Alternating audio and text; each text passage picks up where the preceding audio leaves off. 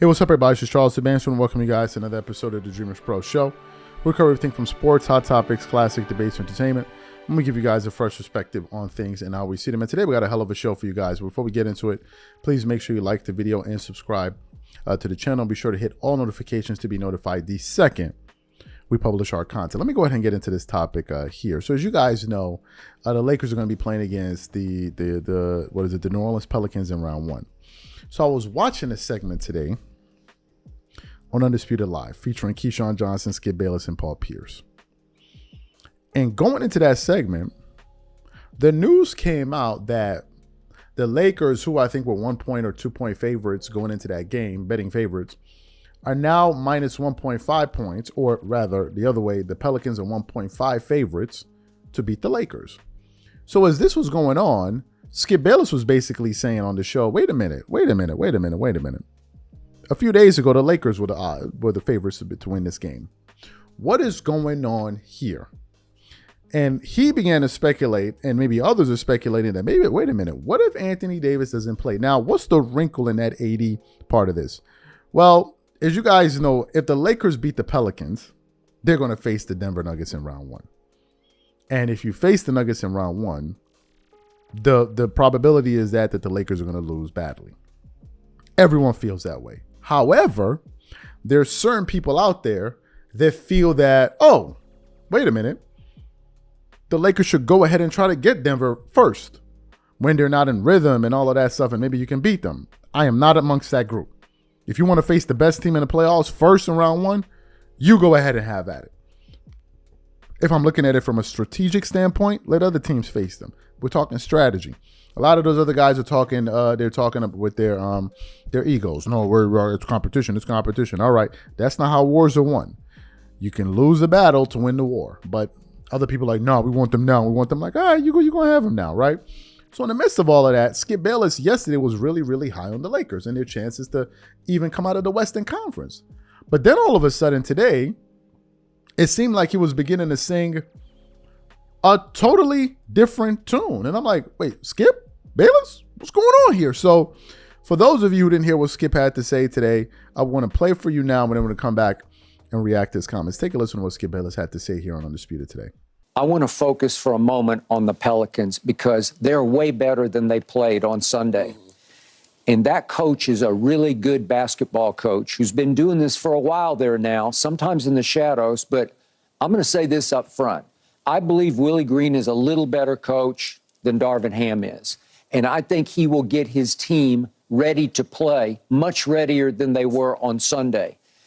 I believe this is a very dangerous game for the visiting team, and I believe this one will have to be won down the stretch. Somebody for the Lakers is going to have to close this deal because this one is going to the wire. I completely disagree with you right here, right now, and I don't want to bet against the Lakers that I picked to win the West, but if you want to give me all those points, I may have to think about it because I don't think it's going to be anything like that.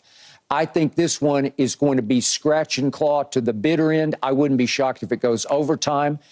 And the biggest point I thought about Sunday that got underreported was that the Pelicans had aircraft trouble in Golden State after they had beaten Golden State on Friday night, and they got stuck there for like 20 extra hours because they couldn't get a plane. And it messed them up, and the Lakers got to New Orleans way before the Pelicans got home to New Orleans. Now, you can jump in. Does it matter? Maybe not, but sometimes it just messes up your psyche and your timing and your rhythm and your schedule, and you can't quite get back on, get ready for an afternoon game because it was an earlier game, obviously, because every game started at, 12:30 out here, right. So it was a 2:30 game there. I don't know. They just didn't look like they were ready to play, and LeBron especially was completely, utterly locked in, ready to play. The Lakers' margin of victory against the Pelicans. But the Lakers, remember, they have the worst road record of any of the 10 playoff teams in the West.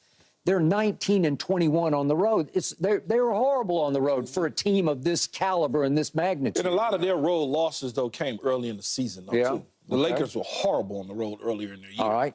So the point is, can they just snap their fingers again and go in there and just punch them right in the mouth? Just like, no, we got this? All right.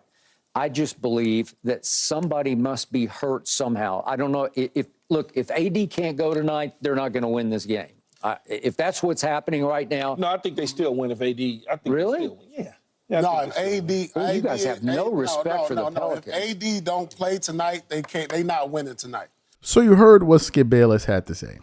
Now, what you didn't hear in that soundbite, I'm not sure you did, is that Paul Pierce thinks that the Pelicans have zero chance of winning against the Lakers. But to Skip's side, he's all of a sudden beginning to wonder, well, if Anthony Davis doesn't play, what's going on here? Now, some people are speculating that if AD doesn't play, could that be a way of the Lakers trying to find a way to avoid the Nuggets? To me, listen, I don't think the Lakers can beat the Denver Nuggets. I think the majority of us believe that. So I'm in the school of kick the can down the road and go take your chance against the Warriors and try to go fight against the Oklahoma City Thunder, who a lot of people believe that the Lakers have a legitimate shot at beating them because we don't know what to expect. And this is their first time going into the playoffs, and they have that mismatch with Anthony Davis, although they have some young key players over there. But there are other people like, nah, face him up, face him head on. Tonight, the number one thing I'm going to be interested in hearing, first of all, is if Anthony Davis is going to be available. Now, if you made me kind of like force me to give you an answer, I think AD will be available.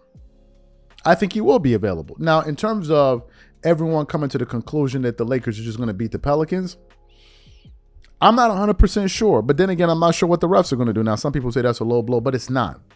The reason is, do you guys know that the Lakers have the highest free throw differential of any team in the NBA at plus like 400? That's insane. That is insane.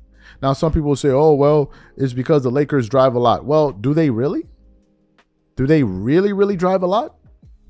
Why am I asking this question? Because the Lakers offense is a bit modified, and I'm going to tell you why. Let me just pull up something here. Anthony Davis stats to prove the such, because they're going to say, well, LeBron drives a lot and blah, blah, blah, blah, blah, blah, blah. LeBron this season is averaging 5 3-point attempts. 5.1, right? So it's a little bit down, but he's still averaging 5 3-point attempts. Now, let's look at Anthony Davis's stats for a second. I want to just prove something for a second. I understand, because a lot of people, because AD I know is a guy that doesn't like to play the 5. He doesn't like to play with a lot of contact, although he does, attack the rim. AD is a guy that also likes to shoot shots from the perimeter and shoot jumpers. Anthony Davis, in terms of, let's look at it by feet. Anthony Davis right now, in terms of distance,